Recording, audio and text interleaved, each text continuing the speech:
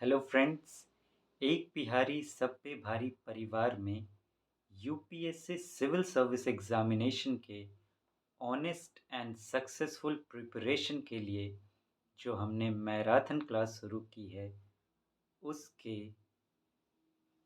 UPSC guidance class में मैं आपका वेलकम करता हूं। I welcome you all from the deepest depth of my heart.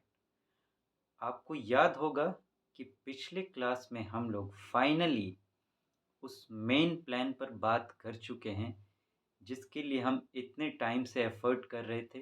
पहले हमने छोटी छोटी बातों पर गौर किया, सिलेबस के एक एक सब्जेक्ट को पकड़कर ये ढूंढने की कोशिश की, समझने की कोशिश की कि उनकी टाइम प्लानिंग क्या होनी चाहिए।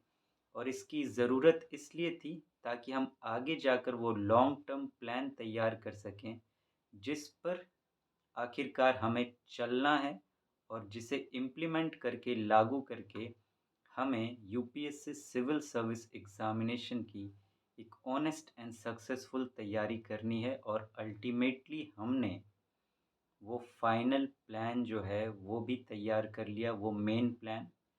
पहले मैंने मेन प्लान पर बात की बिगिनर्स के लिए और बाकी सब के लिए लागू होगी वो प्लान। एक मैंने सबके लिए बात की, फिर एक अलग कैटेगरी में मैंने उनके लिए भी बात की कि इन केस अगर किसी स्टेज पर आपको फेल्योर का सामना करना पड़ता है तब आपकी प्लानिंग क्या होगी वहाँ से। तो मैंने, आपको याद होगा कि मेन प्लान जो मैंने आपको बताया था उसमें बताया था कि आपको क्या क्या करना है। सारी चीज़ों पर मैंने बात की थी जो इस एग्ज़ामिनेशन में सक्सेस के लिए ज़रूरी है। एक एक पार्ट पर कोई भी चीज़ ऐसा मैंने नहीं छोड़ा फ्रॉम द स्टार्टिंग कि आप सोचते हैं कि आपको सिविल सर्वेंट बनना है, यूपीएससी का एग्ज़ाम देना है, वहाँ से वहाँ तक जब आपका रिज़ल्ट आता है वहाँ तक, और उसमें भी प्रॉब्लम हो जाए तो उसके आगे तक की भी मैंने बातें की थी। तो ये सारी बातें मैंने की थी, मैंने आपको प्रॉपर स्ट्रक्चर बताया था। अब बारी है, मैंने ये तो बता दिया कि क्या करना है। अब बारी है ये जानने की उन चीज़ों को करना कैसे है, क्योंकि अल्टीमेटली बात तो तभी बनेगी जब हमें ये पता हो कि जो हमने तैयार किया है प्लान उसे निभाना कैसे है, उसे पूरा करना कैसे है। अब उसके लिए ज़रूरी है कि उसके एक एक पार्ट पर हम लोग बात करें और देखें कि वो एक एक पार्ट क्या है और उसे हमें कैसे तैयार करना है। सबसे पहले आपको याद होगा मेन प्लान के स्ट्रक्चर में मैंने बात की थी बेसिक्स की, कि सब्जेक्ट्स के बेसिक्स आपको सबसे पहले तैयार करने होंगे जो आपके तैयारी की बिल्डिंग की नींव होंगे, फाउंडेशन होंगे। बिना इस नींव के वो तैयारी की बिल्डिंग स्ट्रॉन्ग तरीके से खड़ी नहीं हो सकती। खड़ी हो भी जाएगी तो धँस जाएगी, गिर जाएगी, टूट जाएगी, फेल हो जाएगी। लेकिन अगर आपका नींव स्ट्रॉन्ग होगा तो सॉलिड तरीके से वो बिल्डिंग भी खड़ी होगी और उसके शिखर पर आपकी सफलता का तिरंगा भी लहराएगा। तो आइए बेसिक्स को देखने की कोशिश करते हैं, बेसिक्स को समझने की कोशिश करते हैं। उनमें क्या समझना है सबसे पहले, कि बेसिक्स आखिर है क्या और उसकी फिर तैयारी कैसे की जाए। इन दो एस्पेक्ट्स पर हमें बात करनी है। इससे पहले कि बेसिक्स को समझने की कोशिश हम लोग शुरू करें और फिर ये देखें कि तैयारी कैसे की जाए, ये ज़रूरी है कि पहले बेसिक्स के इम्पोर्टेंस को समझा जाए। मेरा मानना है कि अगर किसी चीज़ के इम्पोर्टेंस को हम समझ जाते हैं तो फिर जब हम उसके लिए कोशिश करते हैं, उसकी तैयारी करते हैं, तो फिर हम अपना पूरा एफ़र्ट वहाँ लगाते हैं, क्योंकि तब हमें पता होता है कि ये चीज़ हमारे लिए इम्पोर्टेंट है। अगर हमें ये पता हो कि ये चीज़ हमारे लिए इम्पोर्टेंट ही नहीं है, तो हम अपनी कोशिश वहाँ लगाते ही नहीं हैं। चलताऊ तरीके से सरफेस लेवल पर उसे देखकर छोड़ देते हैं। लेकिन ये बेसिक्स ऐसा फाउंडेशन है, जिसके बिना समझिए कि सिविल सर्विस क्रैक करना नामुमकिन है, क्योंकि सिविल सर्विस में जिस तरह के क्वेश्चंस पूछे जाते हैं वो कंप्लीटली एक तरह से कहिए हर एक स्टेज पर आपसे बेसिक्स की समझ की मांग करते हैं। तो आइए सबसे पहले ये देखें कि बेसिक्स की इम्पोर्टेंस क्यों है और बेसिक्स की इम्पोर्टेंस है भी या नहीं, पहले ये देखें। ये यूपीएससी का स्टेटमेंट है जो यूपीएससी ने मेंस एग्जामिनेशन जो यूपीएससी कंडक्ट करती है, जिसके बेस पर आपका सिलेक्शन डिसाइड होता है, उसके बारे में यूपीएससी ने ये स्टेटमेंट दिया है मेंस एग्जामिनेशन के लिए। अब देखिए यूपीएससी क्या कहता है यहाँ और कैसे इससे आप ये देख पाएंगे कि बेसिक्स आपके लिए क्यों इम्पोर्टेंट। ये यूपीएससी का स्टेटमेंट है, मैंने अपनी मर्जी से नहीं लिखा है, कंप्लीटली एक एक पॉइंट यूपीएससी का स्टेटमेंट है। आप चाहें तो जाकर यूपीएससी का जो सिलेबस है वहाँ पे जो मेंस एग्जामिनेशन के लिए उसने इंस्ट्रक्शन दिए हैं वो आप देख सकते हैं वहाँ।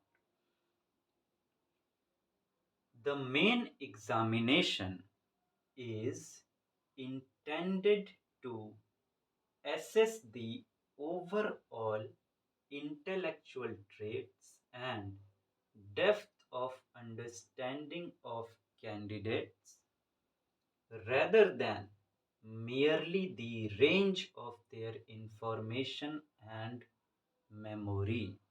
यूपीएससी क्या कह रही है कि जो मेन एग्जामिनेशन वो कंडक्ट करती है इज इंटेंडेड, उसका पर्पस क्या है,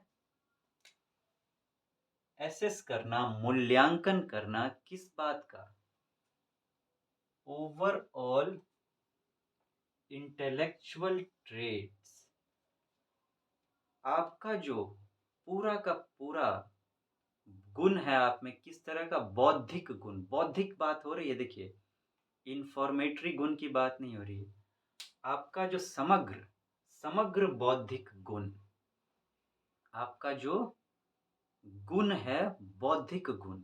अब बौद्धिक गुण कब आप पहुंचते हैं, बौद्धिक गुण तक आप कब पहुंचते हैं, आपने सुना है बुद्धा, बुद्धा, ठीक, मतलब कि अगर हम कहें कि आप बुद्धिमत्ता तक कब पहुंचते हैं, उसके लिए पहले आप कोई इंफॉर्मेशन पढ़ते हैं, फिर उसको समझते हैं, समझने के बाद ये देखते हैं कि उसको रियल लाइफ में कैसे अप्लाई किया जा सकता है। जब यहाँ तक आप अप्लाई किया जा सकता है और फिर उस पर आप अपने मौलिक विचार जो हैं आपके वो स्थापित करते हैं कि ऐसे अप्लाई किया जाएगा। मौलिक विचार मतलब आप कुछ अपना भी जोड़ते हैं उसमें कि इसको इस तरीके से और बेहतर तरीके से किया जाए। जब इस स्टेज तक आप पहुंच जाते हैं तब आप बुद्धिमान इंसान कहलाते हैं। तो उस तरह के बौद्धिक गुण को मेन एग्जामिनेशन से एसेस करने की कोशिश यूपीएससी करता है। एंड डेप्थ ऑफ अंडरस्टैंडिंग, क्या depth of understanding, depth of understanding कि आपकी जो समझ है उसकी गहराई क्या है, कितना गहरा है आपका समझ, कितना गहन ज्ञान है आपके पास। तो क्या एसेस करता है, overall intellectual traits and depth of understanding of candidates rather than merely the range of their information and memory। सिर्फ आपके पास कितना इंफॉर्मेशन है और आपकी मेमोरी कैसी है, आप कितने अच्छे तरीके से चीज़ों को रट सकते हैं, इससे यूपीएससी को कोई लेना देना नहीं। सिर्फ इंफॉर्मेशन और मेमोरी का टेस्ट यूपीएससी मेन एग्जामिनेशन से नहीं करता है, वो तो एक माइनर सा पार्ट है यूपीएससी के लिए। मेन पर्पस क्या है कि आप में बौद्धिक गुण कैसा है और आपकी समझ की गहराई कैसी है, ये यूपीएससी कह रहा है। आगे क्या कह रहा है, the nature and standard of questions, कि क्वेश्चंस जो यूपीएससी पूछेगा उसकी जो प्रकृति होगी और उसका जो लेवल होगा, किसमें, in the general studies papers, paper 2 to paper 5, जो मेन एग्जामिनेशन में पेपर 2 टू पेपर 5, पेपर 1 ऐसे होता है, पेपर 2 टू पेपर 5 आप उसको जनरल स्टडीज 1 2 3 4 कह सकते हैं। उसमें जो क्वेश्चन का नेचर और स्टैंडर्ड होगा will be such that a well educated person will be able to answer them without any specialized study. Well educated person without any specialized study. ऐसे क्वेश्चंस पूछे जाएंगे कि वेल एजुकेटेड पर्सन, देखिए सिर्फ educated नहीं बोल रहा है, वेल एजुकेटेड। वेल एजुकेटेड आप किसको कहेंगे? कहते हैं नीम हकीम खतरे जान, little knowledge is a dangerous thing. और वेल एजुकेटेड किसको कहेंगे कि कोई एक चीज है, उसको उसके सारे आयामों के बारे में पता है।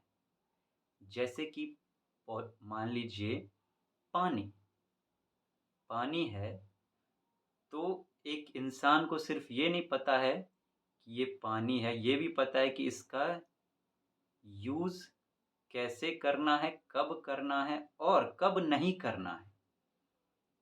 कैसे करना है? पीना है भाई। कब करना है? जब प्यास लगे। कब नहीं करना अगर वो गंदा पानी है तो। और उसके बाद सिर्फ यही नहीं, इस गंदे पानी का क्या करना है, इस गंदे पानी को साफ कैसे किया जाए, इसको रिसाइकल किया जाए, मतलब कि अंतिम स्टेज तक उसको उस वाटर से रिलेटेड जो भी चीज़ है उससे उसको सब, उससे जो जो चीज़ें हो सकती है उसकी सब चीज़ की उसको जानकारी है। समझ है, जानकारी नहीं कहूँगा मैं, समझ कहूँगा। समझ, समझ है, well educated person without any specialised. लेकिन इसके लिए कोई स्पेशलाइज्ड स्टडी की ज़रूरत नहीं। बिना किसी स्पेशलाइज्ड स्टडी के जो है वो पर्सन उसका आंसर कर सकेगा। स्पेशलाइज्ड स्टडी किसको कहते हैं? जब आप उससे रिलेटेड एक-एक इन्फॉर्मेशन को कलेक्ट करने लगते हैं। ये भी इन्फॉर्मेशन कलेक्ट कर लो, ये भी समझ पर आप नहीं जाते हैं, इन्फॉर्मेशन भरने लगते हैं। इस किताब से भी देख लो, उस किताब से भी देख लो, उस किताब से भी देख लो। अलग-अलग किताबों से एक ही टॉपिक पर 10 तरह के किताबों से पढ़ के इन्फॉर्मेशन कलेक्ट करने लगते हैं। उसे कहते हैं स्पेशलाइज्ड स्टडी। वो करने को ये नहीं, सिर्फ समझ होना चाहिए, वेल एजुकेटेड आप हो कि हाँ इसके बारे में मुझे जो बेसिक चीज़ है वो पता है। The questions will be such as to test a candidate's general awareness of a variety of subject. क्या टेस्ट करेगा? General awareness. General awareness of a variety of subjects which will have relevance for a career in civil services. Awareness किसे कहेंगे? आप real life में सुनते हैं aware रहो, मतलब ध्यान से चीज़ों को देखो। अब ध्यान से चीज़ों को देखने का मतलब क्या है? कि ध्यान आप चीज़ों पर कब देते हैं? जब आप उसको समझना चाहते हैं कि ये है क्या? आप कोई पेंटिंग देखते हैं, तो आपको नहीं समझ में आ रहा तो उसको ध्यान से देखते हैं कि पेंटिंग कहना क्या चाह रहा है। तो वही कह रहा है कि आपका जो लेकिन ये अवेयरनेस कैसा होगा? जनरल। जनरल अवेयरनेस, इसका टेस्ट करेगा क्वेश्चन। और ये जनरल अवेयरनेस किससे रिलेटेड? वो जो सब्जेक्ट सिलेबस में पूछे गए हैं उससे रिलेटेड जनरल अवेयरनेस, क्योंकि उनका जो रेलिवेंस है वो आप जब आगे सिविल सर्वेंट बनेंगे उसमें होगा। उसी तरह के सब्जेक्ट्स को उसने सिलेबस में रखा है। The questions are likely to test the candidate's basic understanding. यहाँ पे उसने साफ साफ कह दिया, क्या टेस्ट करेगा? Basic understanding of all relevant issues and ability to analyse, ability to analyse and take a view on conflicting socio-economic goals, objectives and demands. किस चीज का टेस्ट करेगा? क्या टेस्ट करना चाहता है UPSC? Basic understanding of all relevant issue, जो भी उससे संबंधित इश्यूज़ होंगे आपके सिलेबस से, यूपीएससी जो चाहता है, उसकी बेसिक अंडरस्टैंडिंग। जितनी चीज़ें हैं वो सब बेसिक से ही रिलेटेड हैं, वो आगे जाकर हम लोग देखेंगे कैसे कनेक्टेड है। लेकिन यहाँ क्लियर टर्म्स में यूपीएससी ने लिख दिया कि उसकी बेसिक अंडरस्टैंडिंग आपके पास होनी चाहिए एंड एबिलिटी टू एनालाइज़, उसके विश्लेषण करने की क्षमता आप में होनी चाहिए जो भी चीज़ें हैं। और विश्लेषण की क्षमता तभी आएगी जब उसके बेसिक्स की समझ होगी आपको, कि इसके पीछे है क्या? क्या छुपा हुआ है? क्या चीज़ें हैं? एंड टेक अ व्यू, और फिर उस पर अपना विचार स्थापित करना, अपना मौलिक विचार, कि आप इससे क्या समझते हैं या आप इस पर क्या स्टैंड लेते हैं। On conflicting socio economic goals, objectives and demands, इस तरह के जो हमारे सोशियो इकोनॉमिक गोल होंगे, ऑब्जेक्टिव होंगे, डिमांड्स होंगे, जो भी हमारी रिक्वायरमेंट है, जो सब्जेक्ट्स हम लोग पढ़ते हैं, उससे संबंधित जो इश्यूज़ होंगे उस पर, उसे जो है ये क्वेश्चंस टेस्ट करेंगे। The candidates must relevant, meaningful and succinct answers. संगत जो क्वेश्चन पूछा जाए उससे संबंधित आंसर आपको देना है। वो आंसर मीनिंगफुल होने चाहिए, उसमें क्लियर मीनिंग होनी चाहिए। ये नहीं कि आप सरफेस लेवल पर आंसर लिखते हैं। एंड ससेंट आंसर, ससेंट मतलब short summarised forms of answer. और इस तरह के आंसर करने के लिए ज़रूरी है कि आपको उस विषय के बेसिक्स की समझ हो, गहरी समझ हो। अभी मैंने सिर्फ आपको जो यूपीएससी ने कहा है वो समझाने की कोशिश की है। अगली क्लास में हम लोग आगे जो भी क्लासेस होंगे, ये जो जितने भी मैंने अंडरलाइन किए हैं, इस पर डेप्थ में जाकर समझने की कोशिश करेंगे और इसे बेसिक्स से कनेक्ट करने की कोशिश करेंगे। और फिर पूरी तरीके से हम बेसिक्स को समझेंगे और फिर देखेंगे कि उस पर हम तैयारी कैसे कर सकते हैं। तो फ्रेंड्स, आज यहीं रुकते हैं। Thank you so much. Have a nice day.